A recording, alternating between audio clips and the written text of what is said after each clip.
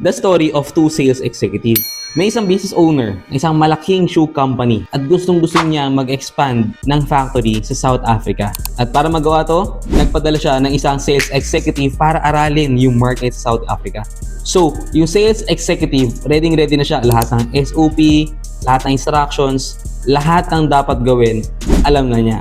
So, pinadala siya sa isang lugar sa South Africa. At doon, nagsimula siya magkanda ng survey, market research, and ng feasibility study. At base sa result na ginawa niya, hindi siya naging masaya.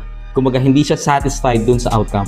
Kaya ang ginawa niya, dali-dali siyang bumalik at kinausap niya yung boss niya. Ang sabi niya, walang market doon. Pangit mag-expand sa South Africa. Kasi nga, wala pa daw nakakalam kung paano gamitin yung sapatos. Ngayon, itong owner naman, hindi siya satisfied dun sa feedback ng unang sales executive.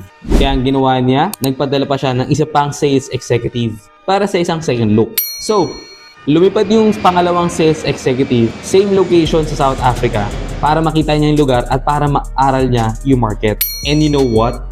After studying the market, agad-agad yan tinawagan yung boss niya. Sabay sabi niya, "Sir, we found a gold mine.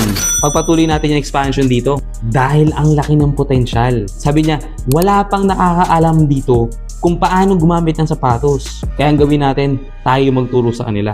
As you can see, two sales executive had seen similar situation. Same location, same market, same people.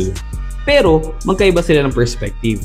Yung una, naka-focus at nag-settle siya sa negative, habang yung pangalawa naman, dun siya naka-focus sa potential.